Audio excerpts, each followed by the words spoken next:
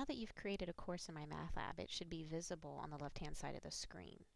Once you click into it, this is going to open up the home page or course home. There's a lot of buttons on the side of the screen, and there's a scroll bar that you can move up and down, and anything with an arrow on the left-hand side you can expand and you can collapse that back. So all of these keys or these buttons, the course home, homework, quizzes, tests, study plan, gradebook, chapter contents, tools for success, multimedia library, Pearson tutor services, discussions, all of that the students see. Once you get down to course tools, this is for the instructor. So we have course tools, and you can see it can be expanded. And then that opens up another menu, email, chat, and a lot of things here. Honestly, probably the only two that you're ever going to use, maybe three. Assignment Manager you will use a lot, and the gradebook you will use a lot. Now, the gradebook, you have to keep your grades in Angel, but you have to export them from MyMathLab to be able to put them into Angel. So I will show you in another video how to do that using the gradebook. And the Assignment Manager, one of the first things you're going to have to do in this course is change due dates. If you click into the Assignment Manager right now, everything that's here is what was preloaded when you created the course. And so you will see all of your assignments that are there, but notice start date and due dates, those will need to be changed.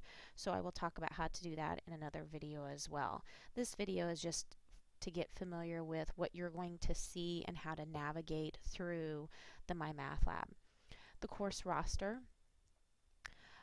If you want to do anything with the course roster, and obviously for this class I don't have any students enrolled yet, so once you do have students entered, it'll start populating this screen, and if you have a student that unenrolls in the course or doesn't show, or maybe he registers in the course and then decides to drop, you don't have to keep looking at them in your roster. You can actually inactivate them or deactivate them, and you would do that here in the roster once you have students listed. So let me go back up to the course tools. I'm going to collapse that back. Like I said, really the only tools I use in there is the Assignment Manager, the gradebook, and the roster. Below that, instructor resources. I want to point this screen out to you. There are a lot of resources that have been uploaded into Angel, and a lot of them actually came from the screen right here. So whenever you have a MyMathLab course, you don't always have to go back to Angel to find the resources that you need that are MyMathLab specific. However, any of the videos or things that I have created for our department that I've put on Angel, obviously those will not be here. These are just going to be Pearson's resources.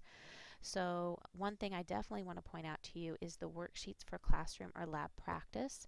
Now that all of our courses no longer have a required textbook, the students are going to be required to purchase the MyMathLab software, but they're also going to be required to purchase the workbook as well.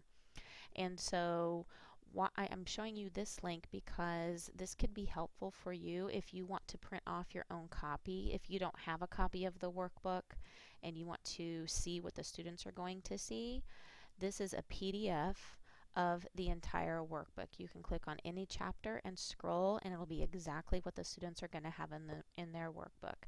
This comes in handy for a lot of reasons. If a student for some reason forgets their workbook, and if you are nice enough to copy something for them and not make them suffer through copying down the problem off the board, then you can go here and just print a couple of pages for them if you like. One thing that I like to do is when I am in class and we're going over problems in class from the workbook, I project this up onto the screen or the whiteboard, usually the whiteboard, because then I can write on it. And so like this problem right here, for me to recreate that on the board would take some time. If I just project it, it's right here. It's the same thing the students see, and then on the whiteboard I can do my work right here next to the problem. And again, I found that in the instructor resources in the MyMathLab course. So there's a lot of other information here. If you want PowerPoint slides to show in class, you can see that here. I encourage you just to kind of play around with some of the resources that are available to you. The tools above the course tools is everything that the students also see. So this will be something that you'll want to talk about briefly, probably in your first class. Again, there's a lot of tools here and a lot of buttons here that the students may not necessarily use. The course home is the home page. Homework, if you're only using the homework component, which if you're teaching a traditional course, you probably are using only the homework because all of your quizzes and tests are going to be in the classroom. So if you're only using this for homework, then this is going to be really the only button that the students ever need to worry about is to click into the homework button. And anything that's going to be here are all of the assignments. Now, because we haven't changed the due dates yet, the students don't have access to these. And once you do change the due dates, these will become blue hyperlinks that the students can click into. Unless you're teaching hybrid or online, then you don't have to worry about the quizzes and tests.